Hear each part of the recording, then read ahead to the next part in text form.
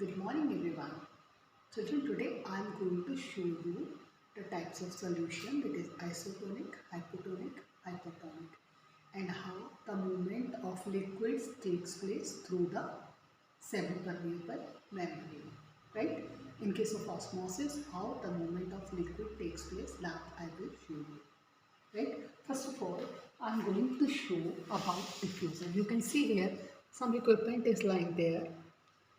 And all these are household articles which I have collected from my home only. See here. I've taken liquid into glasses. You can see equal amount of liquid in two glasses. Right? Now, see here. This is robin blue and I have added one drop of it into this. Now please see the diffusion of molecules.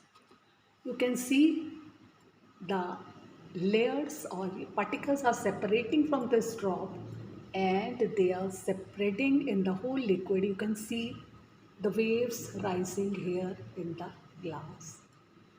These are the particles which are separating from the drop and spreading all around in the liquid. Right? We have taken equal amount of liquid in those two glasses and I have added only one drop of robin blue in both. Right? So diffusion takes place, that means movement of particles takes place. And if you observe, you can see here the waves arising and the particles diffusing. Here in the first, they have diffused in proper way and here diffusion is taking place. Now you see the concentration is same in both. Right? Both these solutions having same concentration of robin blue. When I say concentration, that means concentration of the solute, the material which I have dissolved, not that of water. This thing should be clear to you. So in this case, the concentration of robin blue is same in these two glasses. Right? So this forms the isotonic solution. If concentration is same outside and inside the cell membrane, then this type of solution is called isotonic solution. Now, if you observe here, again these are two glasses.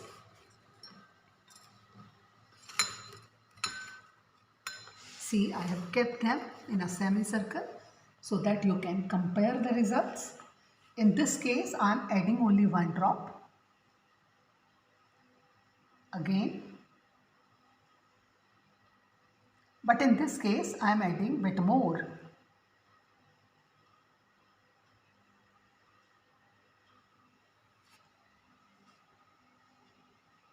So you see the concentration is more in this solution and less in this. If you compare the two, see here, there is difference in the color. This solution has less concentration of solute and this solution has more concentration of solution. Right? So the solution which is having less concentration, that is this solution which is having less concentration of the solute, is hypotonic, and the solution having high concentration of the solute, that is called hypertonic. Right? These two form the isotonic solution because the concentration of solute is same in both the glasses. But if you compare this set of glasses, the concentration is less in this and concentration of solute, that is robin blue, is more in this. So this is the hypotonic solution and this is the hypertonic solution. Right? Now let me explain you that there are four types of membranes. Right? There are four types of membranes. First type of membrane is impermeable membrane through which materials cannot move. Right? Materials, whether they are in solid form, liquid form or gaseous form, nothing can move across that membrane. That membrane is called impermeable membrane. Second category of membrane is semi-permeable membrane, through which only liquid molecules can pass. Right? Through which only liquid molecules can pass. Plasma membrane is semi-permeable membrane through which liquids can pass. Right? Now there are some membranes which are selectively permeable membranes. Semi-permeable, those through which liquids can pass, and semi-permeable those, selectively permeable those which select the particles. Only the particles which are needed by the cell they can enter, otherwise no. Right? Such membranes are called selectively permeable membranes, which only allow the entry or exit of certain definite type of materials. Right? So you have come across three types of membrane till now. Impermeable, through which no movement can take place, semi-permeable, through which liquids can pass, and selectively permeable, through which selected particles can move, whether they can be solid or they can be liquids.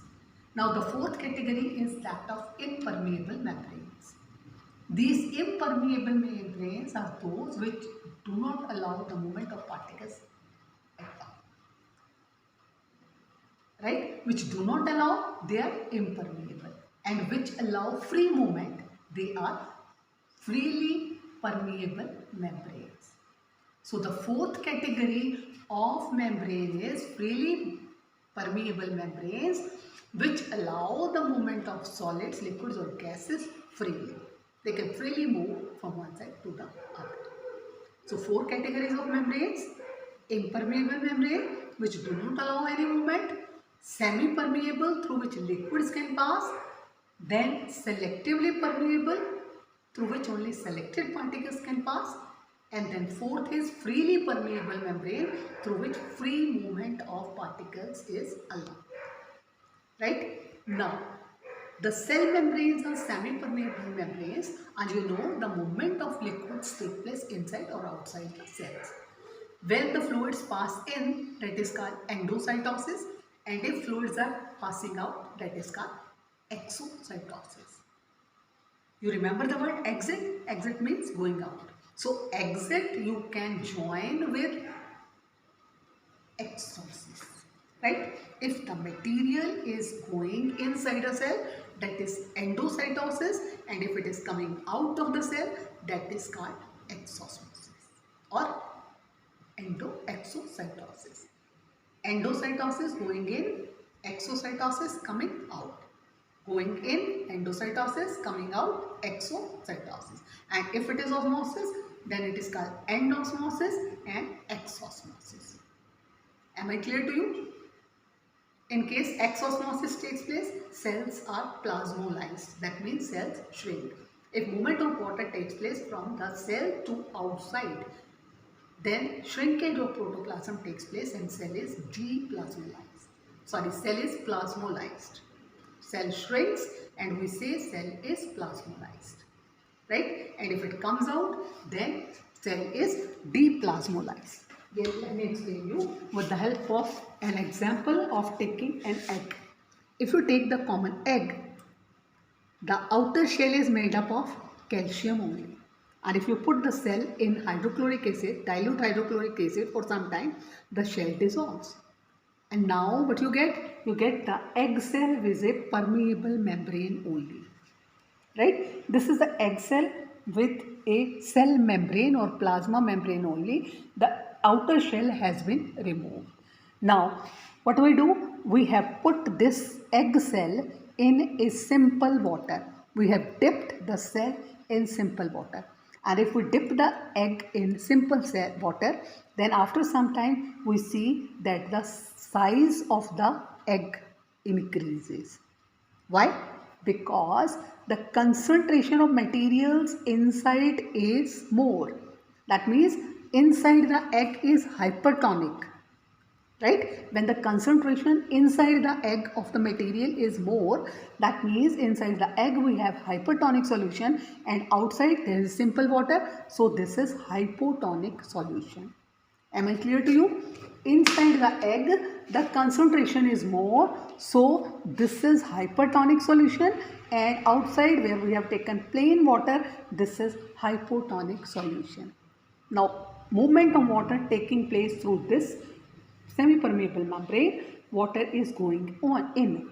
You can see with the help of arrows I have shown the direction of movement of water. Water is entering inside the cell, and when water moves inside the egg cell, the size of the egg increases. Right? This is end osmosis. Water is moving inside through the semi-permeable membrane. Right? Now what we have done? I have taken salt solution.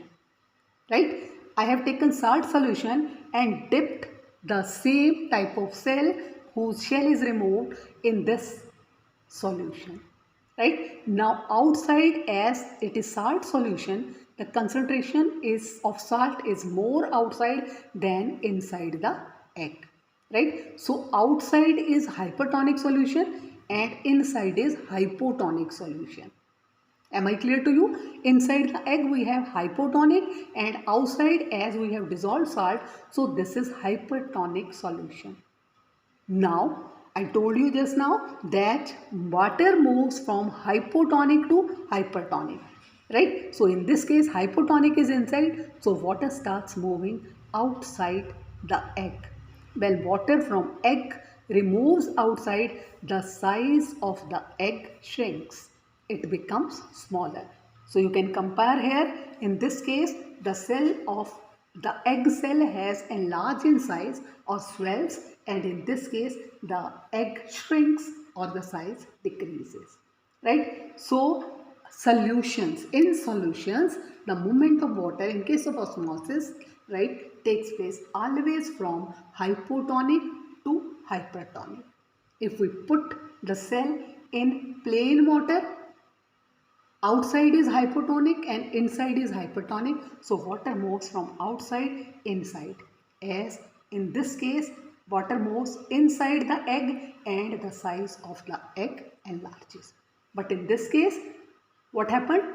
Outside was hypertonic because we have taken the solution, salt solution, right? So inside is hypotonic solution and outside the egg we have hypertonic solution. So water moves from the egg cell to outside.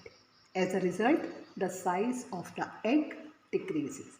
Similarly, if you put raisins in plain water, kishmish, raisins are kishmish. So if you put them in plain water, the size increases, and if you put them in strong sugar solution, the size decreases. Here also you can see I have shown you with the arrows.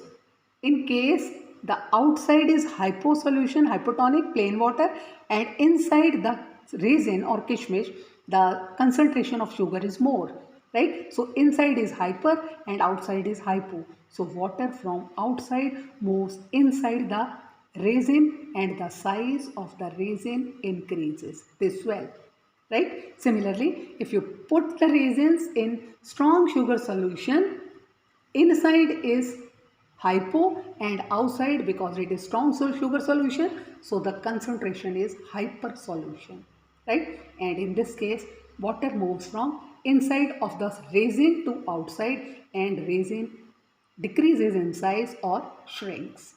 You must have noticed that when you put up the raisins in the kheer, they boil for some time. What happens? Inside concentration of sugar is more, right? Hyper solution is there, and outside there is milk having no sugar, right? So that is hypo solution. So from milk, water moves inside the raisin, and what happens? The size of the kishmish increases, it swells. And if you eat that raisin which we take out, swollen raisin from the kheer, that will appear to you less sweeter, right? Because due to entry of water, the sugar concentration inside has decreased. Let me just show you this thing with the help of actual. I have kept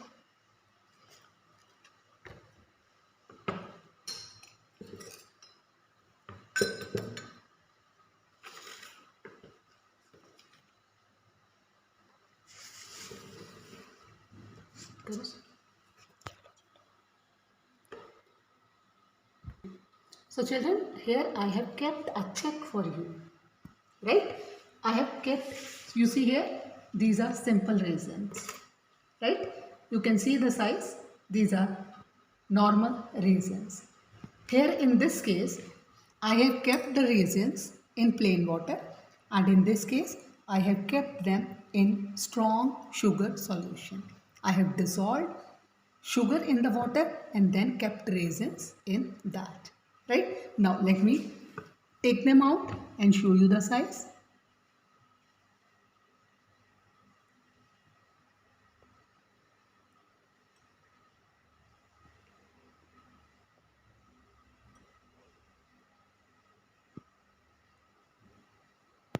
See here beta, can you see any change in the size?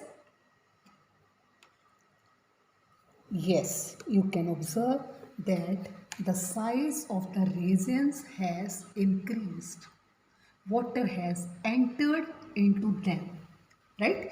Inside the raisin, the sugar solution was high, concentration was high.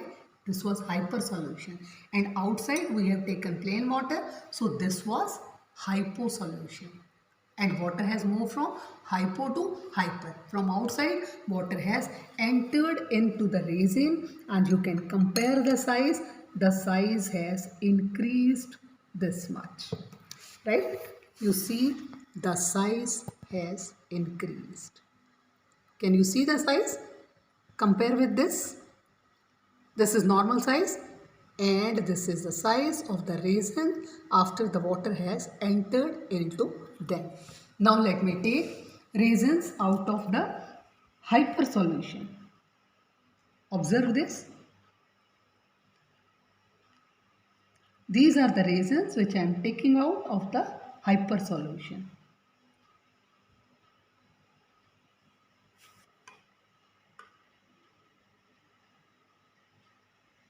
What do you observe here? What has happened to this size? You see the size has decreased, right? This is the normal size. You can see this is the normal size of the raisin, and this was the size of the raisins when water entered into them. The size increased, right? And these are the raisins which were kept in hyper solution, so water came out of them and you see the size shrinks. Am I clear to you? You can observe here I have set up the material for you. So in this way you see when we put the raisins in normal water, end osmosis takes place and the size of the raisins increases. They swell, right? And when we keep the raisins in high concentration of sugar, water comes out of them, right? The water comes out of them because inside is hyper solution and outside is hypo. So the size you can see decrease. You can see the wrinkles on the raisins, right? The center two raisins, if you observe, the size has decreased and you can clearly see the shrinkage of the cell, whereas in this case the cell swells. In this case end osmosis has taken place and in this case X osmosis has taken place.